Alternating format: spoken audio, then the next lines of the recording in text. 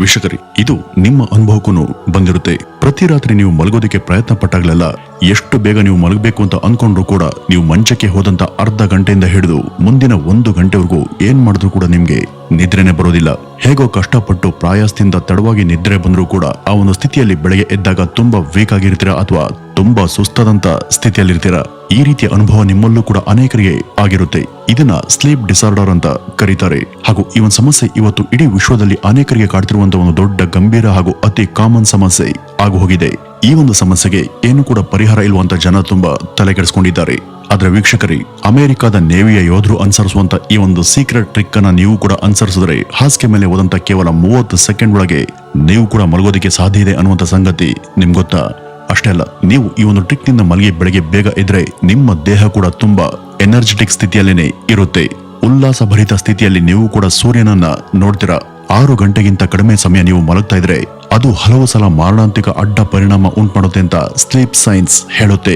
ಕಡಿಮೆ ಅಥವಾ ಅಲ್ಪ ನಿದ್ರೆ ಮರಣಕ್ಕೆ ಕಾರಣ ಆಗುತ್ತೆ. ನಿದ್ದೆ ಅನ್ನೋದು ನಮ್ಗೆಲ್ಲ ಅತ್ಯವಶ್ಯಕವಾದುದು. ಈ ನಿದ್ದೆ ಮೇಲೆ ಇವತ್ತು ವಿಶ್ವಾದ್ಯಂತ ಈವರೆಗೂ ಲೆಕ್ಕ ಇಲ್ಲದಷ್ಟು ಪ್ರಯೋಗ ಹಾಗೂ ಸಂಶೋಧನೆ ನಡೆದಿವೆ. ಅವುಗಳ ಪೈಕಿ ಒಂದು ರಿಸರ್ಚ್ ಏನ್ ಹೇಳುತ್ತೆ ಗೊತ್ತಾ? ಮಧ್ಯಾಹ್ನ 2 ಗಂಟೆಯಿಂದ ಸಂಜೆ 5ರ ನಡುವೆ ನಿಮ್ಗೆ ದಿನ ಕೂಡ ತಪ್ಪದೆ ಗಾಢವಾದಂತ ನಿದ್ರೆ ಬರ್ತಾ ಇದೆ ಅಂದ್ರೆ ಅಂತ ವ್ಯಕ್ತಿಗೆ ಬೇಗ ಸಾವು ಬರಲಿದೆ ಅನ್ನೋದನ್ನ ಇದು ಸಮರ್ಥಿಸ್ತಾ ಇದೆ ಅಂತ ಅರ್ಥ. ಇದನ್ನ ಕೇಳಿದ್ರೆ ತುಂಬಾ ಜನಕ್ಕೆ ಇದೆಷ್ಟು ಹಾಸ್ಯಾಸ್ಪದ ಹಾಗೂ ಅವಾಸ್ತವಿಕವಾದಂತ ಥಿಯರಿ ಅಂತ ಅನ್ಸ್ಬೋದು. ಏಕೆಂದ್ರೆ ಸಾಮಾನ್ಯವಾಗಿ ಎಲ್ಲರೂ ಕೂಡ ಮಧ್ಯಾಹ್ನದ ಸಮಯದಲ್ಲಿ ಅವರೆಲ್ಲೇ ಇದ್ರೂ ಕೂಡ ನಿದ್ರೆ ಬರೋದು ತುಂಬಾ ಕಾಮನ್. ಆದ್ರೆ ಇದರ ಹಿಂದೆ ಇರುವಂತ ವೈಜ್ಞಾನಿಕ ಫ್ಯಾಕ್ಟ್ ನಿಮ್ಮನ್ನ ಆಶ್ಚರ್ಯಪಡಿಸುತ್ತೆ. ಮಧ್ಯಾಹ್ನದ ನಿದ್ದೆ ಅಂದ್ರೆ ಅದು ಹೆಲ್ದಿ ಅಥವಾ ಕಾಮನ್ ಅಂತಾನೆ ತುಂಬಾ ಜನ ಭಾವಿಸಿರೋದು. ಆದ್ರೆ ದಿನ ಕೂಡ ನಿಮ್ಗೆ ಮಧ್ಯಾಹ್ನದ ಟೈಮ್ ನಿದ್ರೆ ಬರ್ತಿದೆ ಅಂದ್ರೆ ನಿಮ್ಗೆ ರಾತ್ರಿ ಅಗತ್ಯ ನಿದ್ರೆ ಬರ್ತಾಲ್ಲ ಅಂತ ಅರ್ಥ. ಅಂದ್ರೆ ರಾತ್ರಿ ಸಮಯದಲ್ಲಿ ಸರಿಯಾಗಿ ನಿದ್ರೆ ಬಂದಿಲ್ಲ ಅಂದ್ರೆ ಮಧ್ಯಾಹ್ನ ನಿದ್ರೆ ಬರೋದು ಸಹಜ ಅಲ್ವಾ? ಅದಕ್ಕೂ ಸಾವು ಏನ್ ಸಂಬಂಧ ಅನ್ನುವಂತ ಪ್ರಶ್ನೆ ನಿಮ್ಗೆ ಉದ್ಭವ ಆಗುತ್ತೆ. ಇದಕ್ಕೆ ಉತ್ತರವಾಗಿ ಒಂದು ಸಣ್ಣ ಕೇಸ್ ಸ್ಟಡಿಯ ಡೀಟೇಲ್ಸ್ ಅನ್ನ ನಾವಿಲ್ಲಿ ಉದಾಹರಣೆಗೆ ತೆಗೆದುಕೊಳ್ಬಹುದು. ಒಂದ್ಸಲ ಕೆಲವು ಇಲಿಗಳ ಮೇಲೆ ಒಂದು ಪ್ರಯೋಗವನ್ನ ಮಾಡಲಾಯಿತು. ಅವುಗಳನ್ನ ಒಂದು ಕೇಜ್ ನಲ್ಲಿ ಇಟ್ಟು ಅವುಗಳಿಗೆ ನಿದ್ರೆ ಮಾಡೋದಕ್ಕೆ ಬಿಡೋದಿಲ್ಲ. ಅವು ನಿದ್ರೆ ಮಾಡುವಂತ ಸಮಯದಲ್ಲಿ ಅವುಗಳಿಗೆ ಬಲವಂತವಾಗಿ ಬೇರೆ ಚಟುವಟಿಕೆಯನ್ನ ಕೊಡ್ಲಾಗ್ತಿತ್ತು. ಇದರಿಂದಾಗಿ ಅವುಗಳಿಗೆ ಆ ಒಂದು ಸಮಯದಲ್ಲಿ ನಿದ್ರೆ ಮಾಡೋದಕ್ಕೆ ಸಾಧ್ಯ ಆಗ್ತಿರ್ಲಿಲ್ಲ. ಆದ್ರೆ 15 ದಿವಸ ಆದ್ಮೇಲೆ ಏನಾಯ್ತು ಗೊತ್ತಾ? ಅವು ಅಷ್ಟು ದಿನ ನಿದ್ರೆಯನ್ನ ಮಾಡದೇ ಇರೋದ್ರಿಂದ ನಿಧಾನವಾಗಿ ಎಲ್ಲ ಇಲಿಗಳು ಕೂಡ ಒಂದೊಂದಾಗಿ ಸತ್ತು ಹೋದವು. ಇವು ಸತ್ತ ನಂತರ ಅವುಗಳ ಮೆದುಳುಗಳ ಕೆಲವು ಚಿತ್ರಗಳನ್ನು ಕೂಡ ಸೆರೆ ಹಿಡಿಯಲಾಯಿತು. ಅವುಗಳ ಮೆದುಳಲ್ಲಿ ಅಲ್ಲಲ್ಲಿ ತೂತುಗಳಾಗಿದ್ದನ್ನ ಅವರು ಗಮನಿಸಿದ್ರು. ನಿದ್ರೆ ಇಲ್ಲದೆ ಇರೋದ್ರಿಂದ ಅವುಗಳ ಮೆದುಳು ಹಾಗೂ ಬುದ್ಧಿ ಮೇಲೆ ಸಾಕಷ್ಟು ಘಾಸಿಯಾಗಿತ್ತು. ಹೀಗಾಗಿನೇ ಆ ಒಂದು ಬ್ರೈನ್ ಡ್ಯಾಮೇಜ್ ನಿಂದ ಅವು ಸತ್ತಿದ್ವು. ಹಾಗಾದ್ರೆ ಸರಿಯಾದ ನಿದ್ರೆ ಇಲ್ಲದೆ ಇದ್ರೆ ಮನುಷ್ಯರಿಗೂ ಕೂಡ ಇಂಥದ್ದೇ ಅಪಾಯ ಬರುತ್ತಾ ಅಂತ ನೀವು ಕೇಳಬಹುದು. ಅದಕ್ಕೆ ವಿಜ್ಞಾನಿಗಳು ಹೌದು ಅಂತ ಹೇಳ್ತಾರೆ. ಮಾನವರಾದಂತ ನಾವು ಮಿಲಿಯಾಂತರ ವರ್ಷಗಳ ವಿಕಾಸದ ಹಾದಿಯಲ್ಲಿ ಅನಗತ್ಯವಾದದನ್ನ ಹಾಗೂ ನಮ್ಗೆ ಬೇಡದೆ ಇದುದನ್ನ ಕಳೆದುಕೊಳ್ತಾನೆ ವಿಕಾಸವಾದವರು. ಅಂದ್ರೆ ವಿಕಾಸವಾದದ ನಿಯಮದ ಹಾಗೆ ಲಕ್ಷಾಂತರ ವರ್ಷಗಳ ಹಿಂದಿನ ನಮ್ಮ ಪೂರ್ವಜರು ನೋಡೋದಕ್ಕೆ ಕಪಿಗಳ ಹಾಗೆ ಅಥವಾ ನರ ಮಾನವರ ಹಾಗೆ ಕಾಣ್ತಿದ್ರು. ವಿಕಾಸದ ಈ ಅಗಾಧವಾದಂತ ಜರ್ನಿಯಲ್ಲಿ ಹಿಂದೆ ಹೋದಷ್ಟು ಕೂಡ ಅವ್ರಿಗೆ ಬಾಲ ಇದ್ದದ್ದು ಹಾಗೂ ಅವರು 4 ಕಾಲಲ್ಲಿ ನಡೀತಾ ಇದ್ದದ್ದು ಕೂಡ ಸತ್ಯ. ಆದ್ರೆ ಕಾಲ ಸರಿದ ಹಾಗೆ ವಿಕಾಸದಿಂದಾಗಿ ಬಾಲ, ಮೈ, ರೋಮ 4 ಕಾಲಲ್ಲಿ ನಡೆಯೋದು, ಹೀಗೆ ನಮ್ಗೆ ಬೇಡದ ಅನೇಕ ಸಂಗತಿಗಳು ನಮ್ಮಿಂದ ಮರೆಯಾಗ್ತಾ ಬಂದ್ವು. ಆದ್ರೆ ಇವುಗಳ ಹೊರತಾಗಿ ಅವತ್ತಿಂದ ಇವತ್ತಿನವರೆಗೂ ಬದಲಾಗದೆ ಅಥವಾ ಮರೆಯಾಗದೆ ಉಳಿದಂತ ಒಂದೇ ಒಂದು ಸಂಗತಿ ಅಂದ್ರೆ ಅದು ನಿದ್ರೆ. ಈ ನಿದ್ರೆ ಎಲ್ಲ ಜೀವಿಗಳಿಗೂ ಕೂಡ ಅವಶ್ಯಕ ಹಾಗೂ ವಿಕಾಸದ ಎಲ್ಲ ಸಮಯದಲ್ಲೂ ಕೂಡ ಎಲ್ಲ ಜೀವಿಗೂ ಈ ನಿದ್ರೆ ಬೇಕೇ ಬೇಕು. ನಮ್ಮ ಪೂರ್ವಜರು ಕೂಡ ಮಲಗ್ತಾ ಇದ್ರು, ನಾವು ಕೂಡ ಮಲಗ್ತಾ ಇದ್ದೀವಿ. ನಿದ್ದೆ ನಮ್ಗೆ ತುಂಬಾ ಅಗತ್ಯವಾದಂತ ಕ್ರಿಯೆ ಅನ್ನೋದನ್ನ ನಾವೀಗ ಒಪ್ಕೊಂಡಿದ್ದೀವಿ. ನಾವು ರಾತ್ರಿಯಲ್ಲಿ 7 ರಿಂದ 8 ಗಂಟೆ ಮಲಗೋದ್ರೂ ಕೂಡ ನಮ್ಗೆ ಮಧ್ಯಾಹ್ನ ನಿದ್ರೆ ಬರುತ್ತಲ್ಲ, ಆಗೇನ್ ಮಾಡೋದು ಅಂತ ಅನೇಕರು ಕೇಳಬಹುದು. ಅದಕ್ಕೂ ಕೂಡ ಉತ್ತರ ಇದೆ. ನೀವು ರಾತ್ರಿ 7-8 ಗಂಟೆ ಮಲಗೋದ್ರೂ ಕೂಡ ನಿಮ್ಗೆ ಮಧ್ಯಾಹ್ನವೂ ಕೂಡ ನಿದ್ರೆ ಬರ್ತಾ ಇದೆ ಅಂದ್ರೆ ಅದರ ಅರ್ಥ ನೀವು ರಾತ್ರಿ ಸರಿಯಾದ ರೀತಿಯಲ್ಲಿ ನಿದ್ರೆ ಮಾಡಿಲ್ಲ ಅಂತ. ಅಂದ್ರೆ ಈಗ ಸರಿಯಾದ ರೀತಿಯಲ್ಲಿ ಪರಿಪೂರ್ಣವಾಗಿ ನಿದ್ರೆಯನ್ನ ಮಾಡೋದು ಅಂದ್ರೆ ಏನು, ಅದ್ರ ಬಗ್ಗೆ ಇವತ್ತಿನ ಈ ಒಂದು ವಿಡಿಯೋದಲ್ಲಿ ನಿಮ್ಗೆ ತಿಳಿಸ್ಕೊಡ್ತೀನಿ.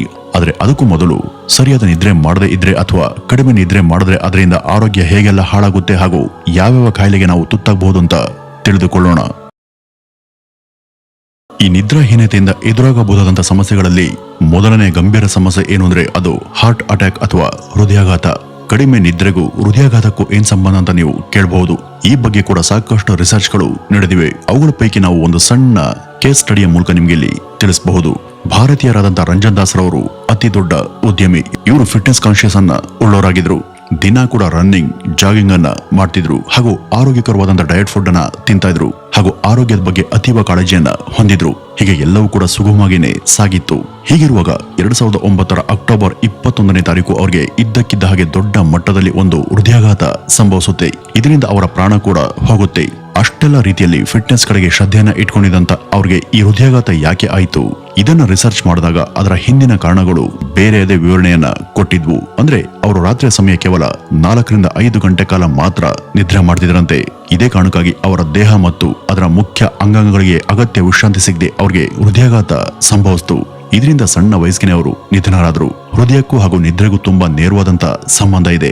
ಅನೇಕ ಜನ ಹಾರ್ಟ್ ರೋಗಿಗಳಲ್ಲಿ ಇದನ್ನ ಪ್ರಾಯೋಗಿಕವಾಗಿ ಕೂಡ ಅಧ್ಯಯನ ಮಾಡಿ ಅವ್ರಿಗೆ ಹೃದಯ ಸಮಸ್ಯೆ ಯಾಕೆ ಬಂದಿದೆ ಅಂತ ಕೇಳಿದಾಗ ಅವ್ರ ಪೈಕಿ 37% ರೋಗಿಗಳ ಹೃದಯದ ತೊಂದರೆಗೆ ಸರಿಯಾಗಿ ನಿದ್ರೆ ಮಾಡದೇ ಇರೋದೇ ಕಾರಣ ಎಂಬ ಅಂಶ ಪತ್ತೆ ಆಯಿತು.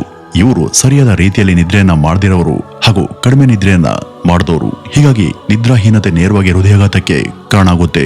ಇನ್ನು ಎರಡನೆಯದು ಮೆಮೊರಿ ಲಾಸ್ನ ಸಮಸ್ಯೆ. ಉದಾಹರಣೆಗೆ ನೀವು ಒಂದ್ ವೇಳೆ ವಿದ್ಯಾರ್ಥಿಯಾಗಿದ್ದಾಗ ನೀವು ಓದಿದೆಲ್ಲ ಬಹಳ ಬೇಗ ನಿಮ್ಗೆ ಮರ್ತು ಹೋಗ್ತಾ ಇರುತ್ತೆ.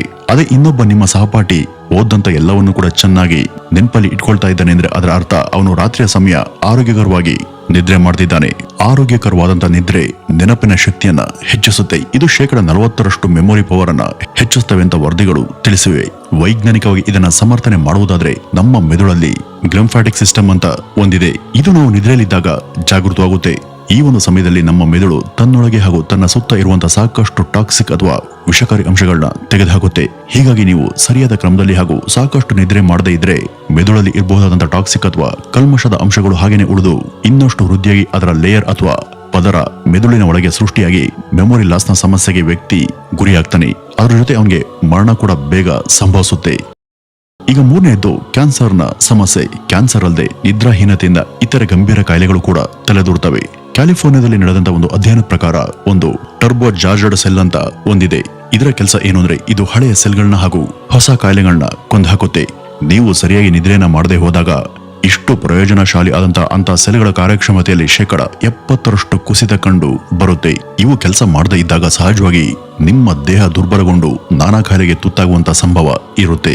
ಇಮ್ಯುನಿಟಿ ಶಕ್ತಿ ಬದ್ದು ಹೋಗಿ ಕ್ಯಾನ್ಸರ್ ಹಾಗೂ ಇನ್ನಿತರ ಗಂಭೀರ ಕಾಯಿಲೆಗಳು ಆವರಿಸಿಕೊಳ್ತವೆ. ಇನ್ನು 4ನೇದು ಅನಗತ್ಯ ತೂಕ ಹೆಚ್ಚಳದ ಸಮಸ್ಯೆ. ನಿದ್ರಾಹೀನತೆಯಿಂದ ಓವರ್ ವೆಯ್ಟ್ ನ ಸಮಸ್ಯೆ ಕೂಡ ಅಧಿಕ ಆಗುತ್ತೆ. ನಿದ್ರೆ ಇಲ್ಲದೆ ಹೋದಾಗ ಹೆಚ್ಚಾಗಿ ಹಸಿವಾಗುತ್ತೆ. ಆಗ ಮನೆ ಊಟದ ಜೊತೆ ಜಂಕ್ ಫುಡ್ ಅನ್ನು ಕೂಡ ತಿನ್ನುವಂತ ಬಯಕೆ ಹೆಚ್ಚಾಗಿ ನೀವು ಸಿಕ್ಕಿದ್ದೆಲ್ಲ ತಿನ್ನೋದಕ್ಕೆ ಶುರು ಮಾಡ್ತೀರಾ. ರಾತ್ರಿ ವೇಳೆ ನಿದ್ರೆ ಬರದೇ ಇದ್ದಾಗ ನಮ್ಮ ದೇಹ ಹಂಗರ್ ಹಾರ್ಮೋನ್ಗಳನ್ನ ಬಿಡುಗಡೆ ಮಾಡುತ್ತೆ ಹಾಗೂ ಕಡಿಮೆ ನಿದ್ರೆಯಿಂದ ನಮ್ಮ ಜೀರ್ಣಾಂಗ ವ್ಯವಸ್ಥೆ ಕೂಡ ಸರಿಯಾಗಿ ಕೆಲಸವನ್ನ ಮಾಡೋದಿಲ್ಲ.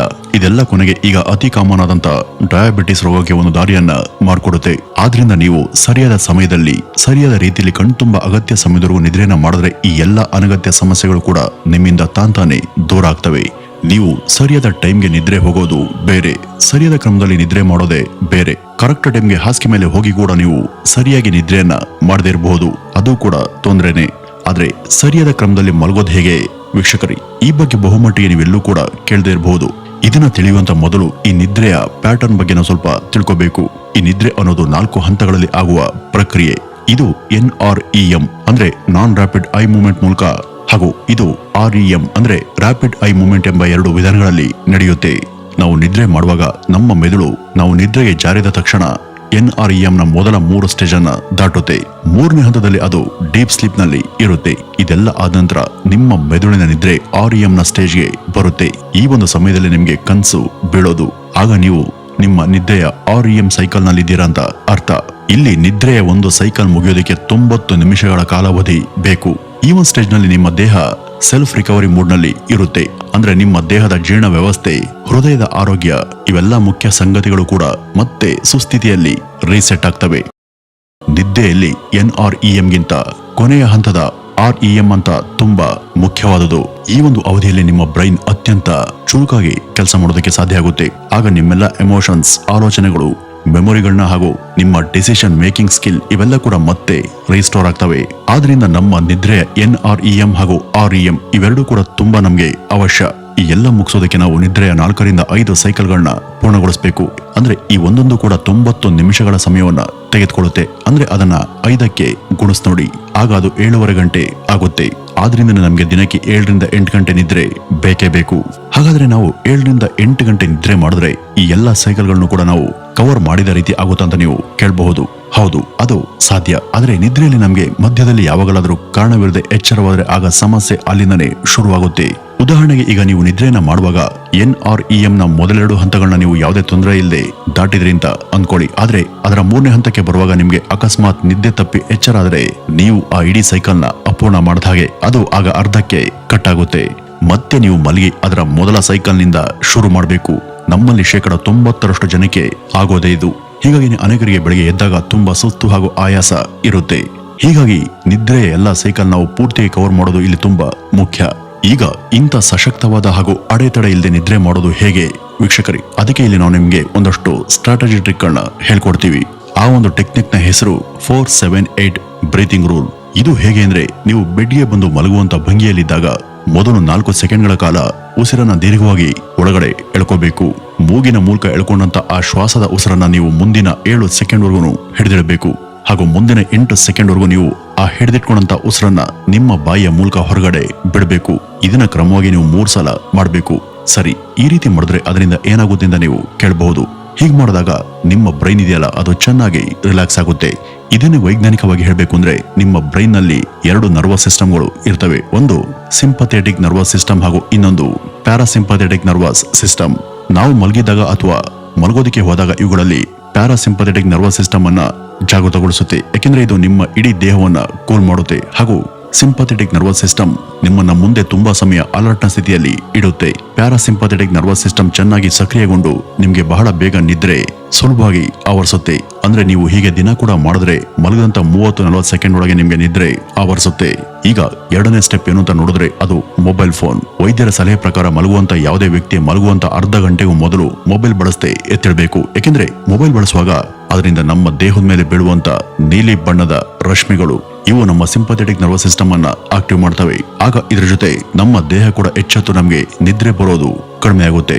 ಹಾಗಾಗಿ ನೀವು ಮಲಗುವಂತ ಅರ್ಧ ಗಂಟೆಗೆ ಮೊದಲೇ ಮೊಬೈಲ್ ಅನ್ನ ಎತ್ತಿಡಿ ಅಥವಾ ಅದನ್ನ ಬಳಸಲೇಬೇಕು ಅಂದ್ರೂ ಕೂಡ ಅದರಲ್ಲಿ ನೀಲಿ ಲೈಟ್ ಆಫ್ ಮಾಡಿ ಹಳದಿ ಲೈಟ್ ಮೋಡ್ ಅನ್ನ ಆನ್ ಮಾಡ್ಕೊಳ್ಳಿ. ಇದರಿಂದ ಸಮಸ್ಯೆ ಸ್ವಲ್ಪ ಮಟ್ಟಿಗಾದ್ರೂ ಕಂಟ್ರೋಲ್ಗೆ ಬರುತ್ತೆ. ಇನ್ನು 3ನೇ ಸ್ಟೆಪ್ ಏನಂದ್ರೆ, ಅದು ಕೂಲ್ ಟೆಂಪರೇಚರ್. ಕಡಿಮೆ ತಾಪಮಾನ ಇರುವ ಅಥವಾ ತಣ್ಣಗಿನ ಸ್ಥಳದಲ್ಲಿ ನಿದ್ರೆ ಬೇಗ ಬರುತ್ತೆ. ಏಕೆಂದ್ರೆ ನಾವು ನಿದ್ರೆಯಲ್ಲಿ NREM ನ ಹಂತ ತಲುಪಿದಾಗ ನಮ್ಮ ದೇಹದ ಉಷ್ಣತೆ ಕೂಡ ಅದಾಗಿ ಅದೇ ಇಳಿಯುತ್ತೆ. ಆಗ ಅದಕ್ಕೆ ನಾವು ಮಲಗುವಂತ ರೂಮ್ ನ ತಣ್ಣನೆಯ ವಾತಾವರಣ ಕೂಡ ಸಹಕಾರ ಕೊಟ್ರೆ ಮಾತ್ರ ನಮ್ಗೆ ಉತ್ತಮವಾದಂತ ನಿದ್ರೆ ಬರೋದು. ಇನ್ನು 4ನೇದು, ನಮ್ಮಲ್ಲಿರುವಂತ ಮನೋ ಆಲೋಚನೆಗಳು. ನೀವು ಏನು ಯೋಚನೆ ಮಾಡ್ತೀರಾ ಅಥವಾ ನಿಮ್ಮ ತಲೆಯಲ್ಲಿರುವಂತ ವಿಚಾರಗಳು ಏನು ಅನ್ನೋದು ಕೂಡ ಇಲ್ಲಿ ತುಂಬಾ ಮುಖ್ಯ. ಉದಾಹರಣೆಗೆ, ನೀವು ಅಯ್ಯೋ ನಾಳೆ ನನ್ನ ಪರೀಕ್ಷೆ ಇದೆ, ಏನಾಗುತ್ತೋ ಏನೋ, ಎಷ್ಟು ಮಾರ್ಕ್ಸ್ ಬರುತ್ತೋ ಏನೋ, ನನ್ನ ತಂದೆ ತಾಯಿ ಯಾಕೆ ಹೇಗೆ ಹೇಳಿದ್ರು, ನಾನ್ ಯಾಕೆ ಅವ್ರಿಗೆ ಆ ರೀತಿ ಹೇಳಿದೆ ಅನ್ನುವಂತ ಸ್ಟ್ರೆಸ್ಫುಲ್ ಆಲೋಚನೆಗಳನ್ನ ಕಲ್ಪಿಸಿಕೊಂಡು ಅನಗತ್ಯ ಭಯದಲ್ಲಿದ್ರೂ ಕೂಡ ನಮ್ಮಲ್ಲಿ ನಮ್ಗೆ ಗೊತ್ತಿಲ್ಲದ ಹಾಗೇನೆ ಅಸಿಂಪಥೆಟಿಕ್ ನರ್ವಸ್ ಸಿಸ್ಟಮ್ ಜಾಗೃತವಾಗುತ್ತೆ. ಆಗ ಅದು ನಿದ್ರೆ ಮಾಡೋದಕ್ಕೆ ನಮ್ಮನ್ನ ಬಿಡೋದಿಲ್ಲ. ಹೀಗಾಗಿ ಇಂಥ ಆಲೋಚನೆಗಳನ್ನ ಬಿಟ್ಟು ನೀವು ಉತ್ತಮ ಹಾಗೂ ನಿಮ್ಮ ಮನಸ್ಸಿಗೆ ಸಮಾಧಾನ ತರುವಂತ ಯೋಚನೆಗಳೊಂದಿಗೆ ಮಲಗಿ. ಇನ್ನು ಕೊನೆಯದ್ದು, ಈ ಒಂದು ವಿಡಿಯೋ ಶುರು ಆದಾಗಿಂದನೂ ಕೂಡ ನೀವು ಕೇಳೋದಕ್ಕೆ ಕಾಯ್ತಾ ಇರುವಂತ ಅಮೆರಿಕದ ನೇವಿಯವರು ಬಳಸುವಂತ ಟೆಕ್ನಿಕ್. ಅವರು ಇದರ ಸಹಾಯದಿಂದ ಎಂತ ಪರಿಸ್ಥಿತಿಯಲ್ಲೂ ಕೂಡ 30 ಸೆಕೆಂಡ್ ಒಳಗೆ ನಿದ್ರೆಗೆ ಜಾರ್ತಾರೆ. ಅದು ಹೇಗೆ ಗೊತ್ತಾ? ತುಂಬಾ ಸರಳವಾದಂತ ವಿಧಾನ. ನೀವು ಮಲಗಿದಾಗ ಆ ಕತ್ತಲ ರೂಮಲ್ಲಿ ಮೊದಲು ಪ್ರಶಾಂತ ಮನಸ್ಸಿಂದ ನಿಮ್ಮ ದೇಹದ ಮಸಲ್ಸ್, ಬೆರಳುಗಳನ್ನ, ಎದೆಯ ಭಾಗವನ್ನ, ಹೀಗೆ ಎಲ್ಲವನ್ನು ಕೂಡ ರಿಲ್ಯಾಕ್ಸ್ ಮೂಡ್ಗೆ ತರಬೇಕು. ಆಗ ದೇಹದ ಎಲ್ಲಾ ಮಾಂಸಖಂಡಗಳು ಕೂಡ ಸ್ಟ್ರೆಚ್ ಆಗಿ ರಿಲ್ಯಾಕ್ಸೇಷನ್ ಸಿಗುತ್ತೆ. ನೀವು ಇದನ್ನೆಲ್ಲ ಕಣ್ಮುಚ್ಕೊಂಡು ಕಲ್ಪಿಸ್ಕೊಳ್ಬೇಕು. ಇದನ್ನು ನೀವು ಎಲ್ಲೇ ಪ್ರಯತ್ನ ಪಟ್ಟರು ಕೂಡ 30 ಸೆಕೆಂಡ್ನಿಂದ 1 ನಿಮಿಷದೊಳಗೆ ನಿಮ್ಮ ದೇಹ ರಿಲ್ಯಾಕ್ಸ್ ಆಗಿ ನಿದ್ರೆ ಬೇಗ ಆವರಿಸುತ್ತೆ. ನೀವಿಲ್ಲಿ ಮಾಡಬೇಕಿರೋದು ಸಿಂಪಲ್ ಟಾಸ್ಕ್. ಮೊದಲು ನಿಮ್ಮ ಮನಸ್ಸು ಹಾಗೂ ತಲೆಯಲ್ಲಿ ಇರುವಂತ ಎಲ್ಲಾ ಬಗೆಯ ನೆಗೆಟಿವ್ ಆಲೋಚನೆಗಳನ್ನ ನಿಲ್ಲಿಸಿ ಅಥವಾ ದೂರ ಮಾಡಿ ರಿಲ್ಯಾಕ್ಸಿಂಗ್ ಪೊಸಿಷನ್ ನಲ್ಲಿ ನಿದ್ರೆಗೆ ಜಾರೋದು. ವೀಕ್ಷಕರೇ, ನಿಮ್ಗೆ ಏನಾದ್ರೂ ನಿದ್ರೆ ಸಮಸ್ಯೆ ಬಹಳ ಕಾಲದಿಂದ ಕಾಡ್ತಾ ಇದ್ರೆ ಇವತ್ತೇ ಇದನ್ನ ದೃಢ ಮನಸ್ಸಿಂದ ಹಾಗೂ ಒಂದು ಉತ್ತಮ ಭರವಸೆಯೊಂದಿಗೆ ಟ್ರೈ ಮಾಡಿ ನೋಡಿ. ಬದಲಾವಣೆ ಖಂಡಿತ ಸಾಧ್ಯ. ಒಂದ್ ವೇಳೆ ಇದು ನಿಮ್ಗೆ ಹೆಲ್ಪ್ ಆದ್ರೆ ಇದನ್ನ ನಿಮ್ಮ ಸ್ನೇಹಿತರು ಮತ್ತು ಸಂಬಂಧಿಕರಿಗೂ ಶೇರ್ ಮಾಡಿ ಅಂತ ಹೇಳ್ತಾ ಇವತ್ತಿನ ಈ ಒಂದು ವಿಡಿಯೋವನ್ನ ಇಲ್ಲಿಗೆ ಮುಗಿಸೋಣ. ನಮಸ್ಕಾರ.